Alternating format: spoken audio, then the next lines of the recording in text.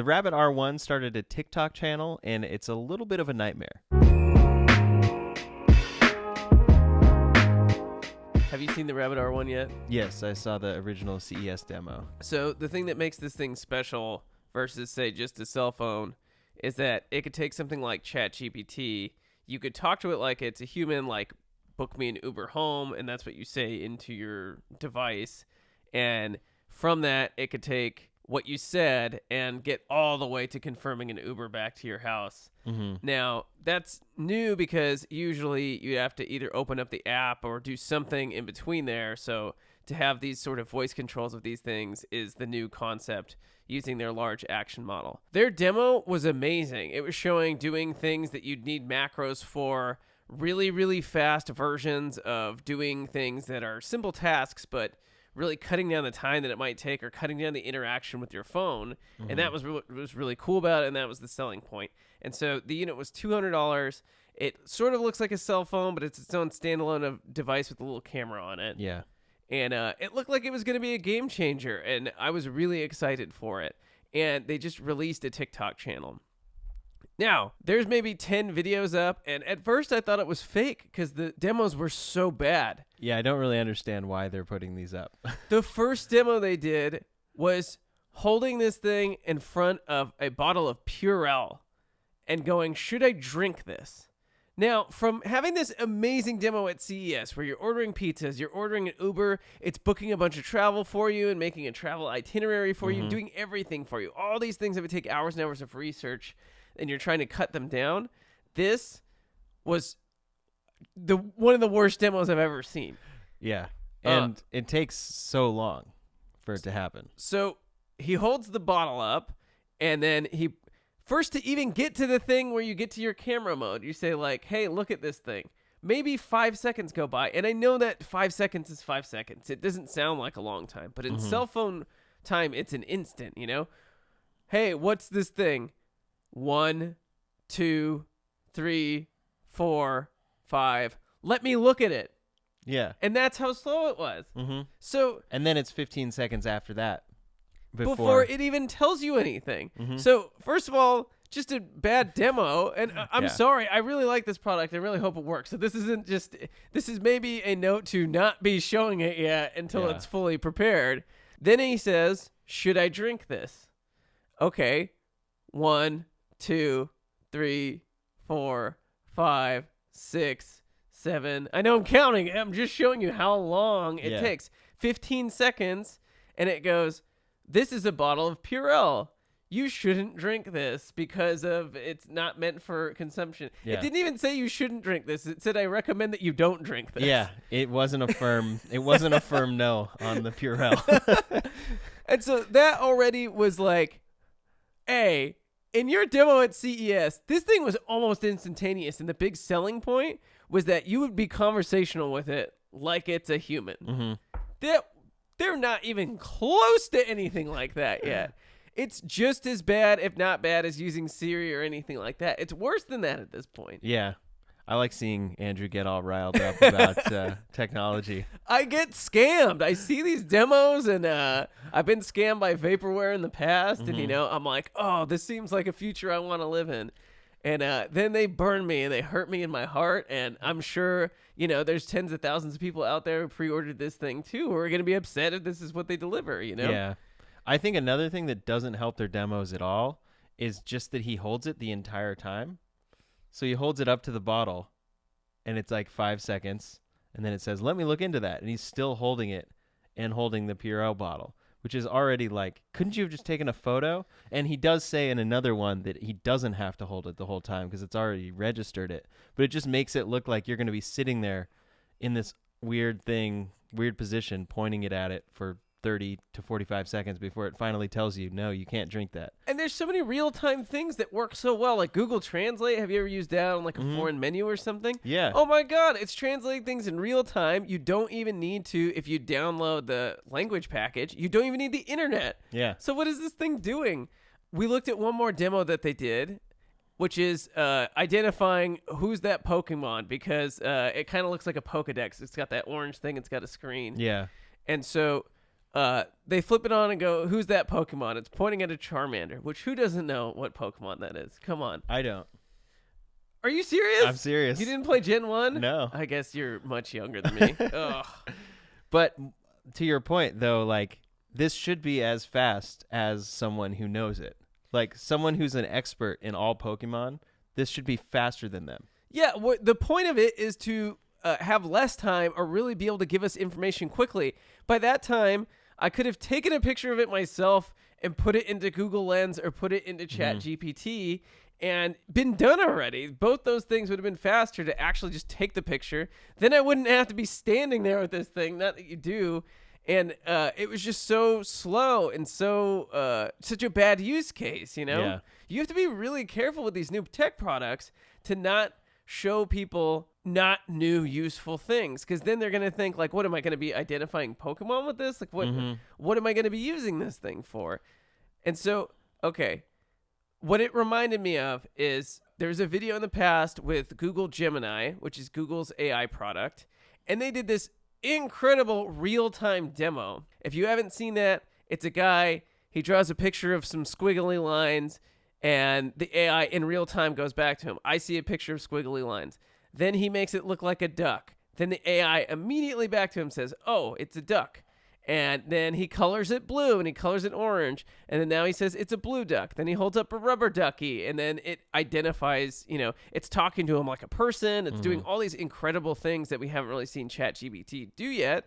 And then we come to find out that after this whole demo that it was faked. And not faked in the sense that the AI can't do those things. It's the speed. But it's the speed. It's that it can't do that with video content in real time like that yet.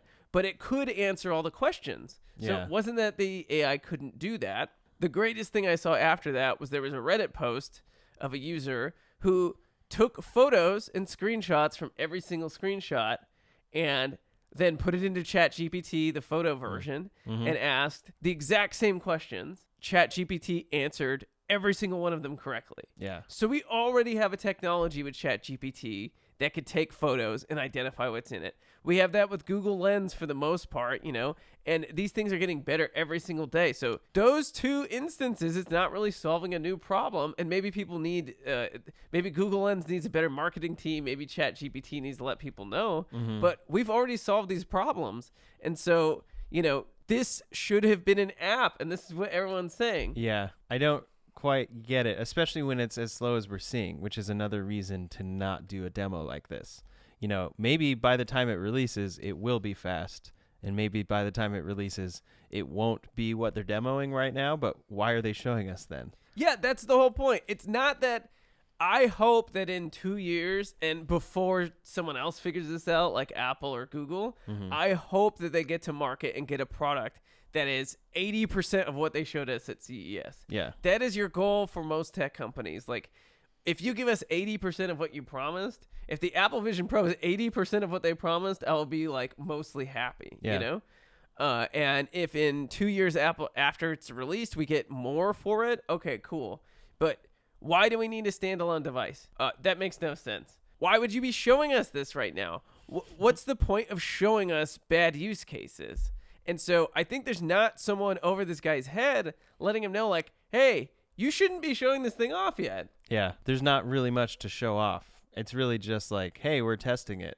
Yeah, this is ChatGPT with a camera attached to it. Okay. And it's really slow. Okay. And we're going to fix that. Okay. But as soon as you fix that with a better processor or more RAM or whatever, then it's not $299 anymore or $199 anymore. Yeah. And so then you just run into every other problem that every other manufacturer has. How do we make it faster? How do we make it better? How do we make these things work better? And then you're up against the majors. So I don't know if their goal is to just get bought out and have their large action model become an app. I don't know what anyone's goal is in showing this right now. Whoever at Rabbit is on their marketing department or in there, stop showing this product, please, because it's really letting us know that you do not have your stuff together. Yeah. So you're still firm then, it seems, that you don't think this is getting to market. I don't know that it's going to get to market fast enough. There was one great demo. I will give them this credit. There was a demo about how their large action model works. And their large action model is the thing that takes the LLM, the thing that's talking to you, and turns it into a command that actually executes the task. Yeah. Okay. Now, that doesn't just happen automatically. And this is smart to show too, because everyone behind the scenes is going, well, how do I get from just saying, order me an Uber home to an Uber that I want taking me home, right? Mm-hmm. So, like, there was use cases saying, what if it's the most expensive Uber? What if it's an Uber with like a 3-star rating? Would you want that guy taking you around? In order to answer those questions, they actually showed a version of their large action model being used. Their large action model has to be trained, and it trains on you actually clicking buttons into a website. Yeah. Now, this was something brought up on the Waveform podcast. There's constantly changes happening to these websites every single day. Yeah. Which is very smart, which is if you program this thing and it's just mimicking your button clicks and then figuring out where the variables are, and they change the website, then you're screwed. Then you have to retrain this thing all over again. Yeah. Hopefully it would be smarter than that, but at this point, after these demos, I don't think I'm not too confident. Yeah, you just lose confidence in the company. And Yeah. I'm not mad at losing the $200 or whatever. I'm happy to try and support a new product. But really, like, you have to be careful. You can't just show this thing off when it's not ready. Yeah. I mean, we see companies balancing that all the time. Apple showed off the Vision in a very controlled way. They showed off the reviews in a very controlled way. And now it's coming out, and it's only going to really be after like February 2nd, the release date, that we know what it's actually like. Yeah, yeah. Yeah, same with Tesla, same with all these other companies. Like, if they had shown off the Cybertruck with these behind-the-scenes videos like a year or two ago, it probably would have been deep in the prototyping stage. And, like, steer-by-wire might not have been working right, and, like, they'd be having issues. But they just show it because people want to see it. Like, that doesn't really work. Yeah, you really have to take a page out of the book of the majors here. Like, you really can't show something until it's finished and usable, especially after just doing one of the best demos we've ever seen. Yeah. That's the weirdest part to me, is them showing a very polished demo and then immediately showing not polished demos. And so it begs the question, what hardware was in your device when you were showing the demo? Is it different hardware than you're going to ship? Because if you don't have, the connection that you need to do that, like, what was the difference? Is that on Wi-Fi? And then are you going to be able to answer these questions? Because right now, so what I've seen, this TikTok channel is not very big. Yeah, it's not. There's maybe, under 1,000 likes on most videos, not very many subscribers. And that versus the amount of views of people on YouTube who watch the CES video and the multitude of people who have made videos about this thing. Mm-hmm. There's a lot of people who know about this thing, and there's not a lot of people yet who know about this TikTok channel. Yeah, maybe that's intentional. Maybe they're going to try to keep it that way, but you're going to blow it up. I'm sorry. I don't think this is good for you guys. I think when you find a good use case or tell us more about the large action model like you were doing and showing how you can train that thing, that's going to be good to show.